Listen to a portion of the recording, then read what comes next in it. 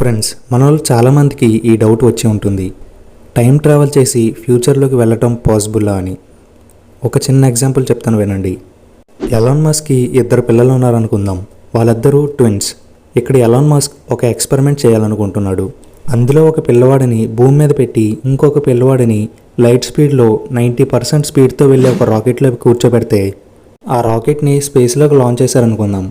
అదే రాకెట్ స్పేస్లో చాలా దూరం వెళ్ళిపోయి ఒక 5 సంవత్సరాల తర్వాత మళ్ళీ యూటర్న్ తీసుకొని భూమి మీదకి వచ్చింది. ఇప్పుడు స్పేస్లోకి వెళ్ళొచ్చిన బాబు వయసు 10 సంవత్సరాలు ఉంటుంది. అదే భూమి మీద పుట్టి భూమి మీదే పెరిగిన వ్యక్తి వయసు 23. ఇక్కడ మీరేం అర్థం చేసుకోవాలంటే టైం ట్రావెల్ చేయడం అనేది ఇంపాసిబుల్. మన లైఫ్ వేరే చోట ఎగ్జిస్ట్ అయి ఉంటుంది తప్ప జరిగిపోయిన గతాన్ని మార్చడం, జరగబోయే భవిష్యత్తుని మార్చడం అంటూ అసలేమీ జరగదు. పైగా ఇందాక చెప్పిన ఎగ్జాంపుల్లో కూడా ఒక అబద్ధం ఉంది. ఏంటంటే లైట్ స్పీడ్తో సమానంగా ట్రావెల్ చేయగలిగే ఒక రాకెట్ని ఇప్పటి వరకు సైంటిస్టులు కనిపెట్టలేకపోయారు. మేబీ ఫ్యూచర్లో కనిపెట్టవచ్చేమో. ఫ్రెండ్స్, మన సోలార్ సిస్టంలోనే అత్యంత పెద్ద మౌంటైన్ ఏదో మీకు తెలుసా? దీని పేరు ఒలంపస్ మౌంట్స్. ఈ మౌంటైన్ మార్స్లో ఉంటుంది. దీని విస్తీర్ణం సుమారు 600 కిలోమీటర్ల వరకు ఉంటుంది. దీని ఎత్తు 25 కిలోమీటర్లు. అసలు ఎంత పెద్ద మౌంటైన్ మార్స్లో ఎలా ఏర్పడిందో మీకు తెలుసా? యాక్చువల్గా భూమి మీద అత్యంత పెద్ద మౌంటైన్ మౌంట్ ఎవరెస్ట్. మన భూమి మీద ఉండే పెద్ద పెద్ద పర్వతాలన్నీ కూడా హిమాలయాల్లోనే ఉంటాయి. అలాంటి హిమాలయాలు ఎలా ఏర్పడ్డాయో మనందరికీ బాగా తెలుసు. ఇండియన్ ప్లేట్స్ వెళ్ళి చైనా ప్లేట్స్ని గుద్దుకోవడం వల్ల హిమాలయాలు ఏర్పడ్డాయి. మరి మార్స్ మీద అంత పెద్ద ఒలంపస్ మౌంట్స్ ఎలా ఏర్పడిందో మీకు తెలుసా? కొన్ని కోట్ల సంవత్సరాల క్రితం అక్కడ దేశాలు ఉన్నాయని మీరు అనుకుంటున్నారా? యాక్చువల్గా ఒలంపస్ మౌంట్స్ అనేది ఒక పెద్ద అగ్నిపర్వతం. మన సోలార్ సిస్టంలోనే అత్యంత పెద్ద అగ్నిపర్వతం ఒలంపస్ మౌంట్సే. కొన్ని మిలియన్ సంవత్సరాల క్రితం అది పేలిపోయి ఇప్పుడు ఈ విధంగా తయారైంది. మన భూమి మీద మౌంట్ ఎవరెస్ట్ కంటే పెద్ద పర్వతం మోనాకియా.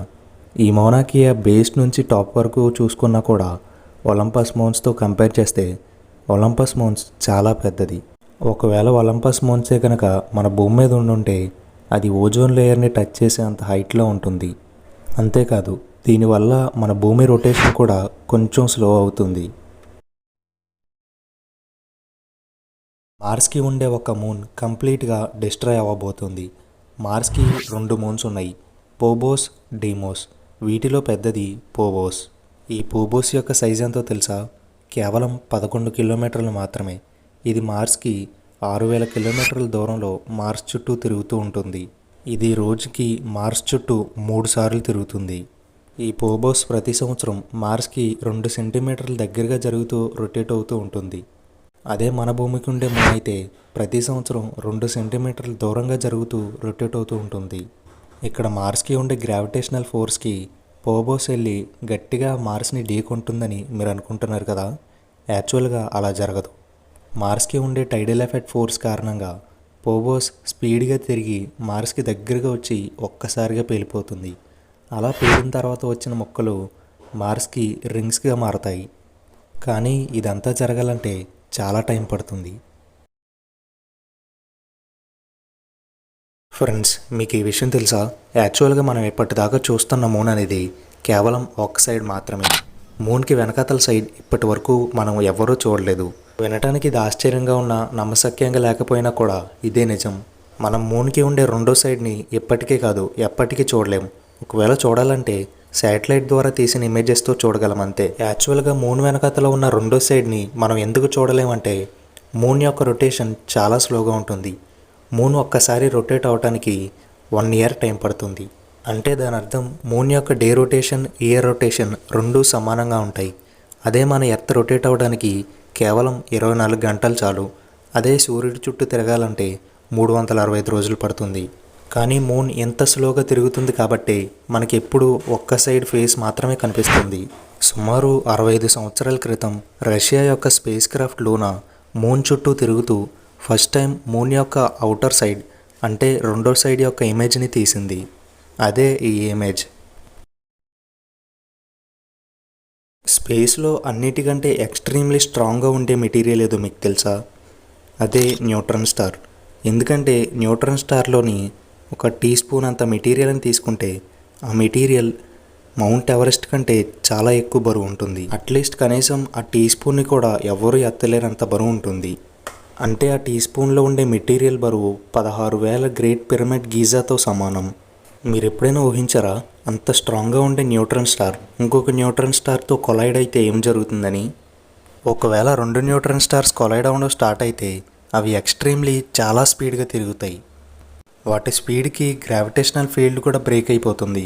2 న్యూట్రాన్ స్టార్స్ కొలైడ్ అయితే అది ఎక్స్ట్రీమ్లీ ఒక పెద్ద సోనిక్ బూమ్ని క్రియేట్ చేస్తుంది. దీన్నే కిలోనోవా అంటారు. అవి కొలైడ్ అయిన తర్వాత వచ్చే గామా రేస్ అనేవి ఎక్స్ట్రీమ్లీ చాలా హీట్ని ప్రొడ్యూస్ చేస్తుంది. దాని నుంచి వచ్చే గామా రేస్ మన సన్ ప్రొటెక్ట్ చేసే కాస్మెటిక్ రేడియేషన్ కంటే చాలా స్ట్రాంగ్గా ఉంటుంది.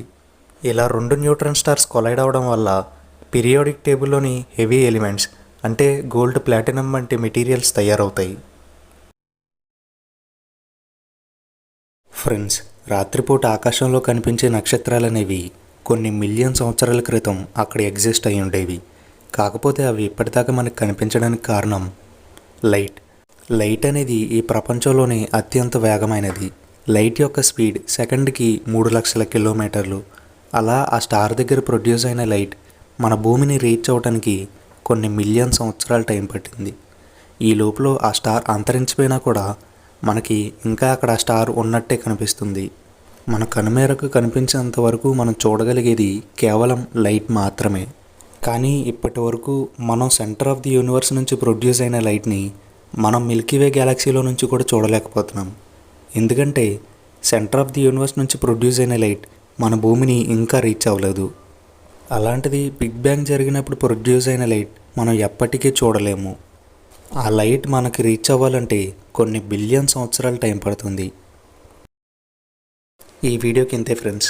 ఈ వీడియో మీకు నచ్చితే వెంటనే లైక్ చేసి వీడియో ఎలా ఉందో కింద కామెంట్ సెక్షన్లో తెలియజేయండి.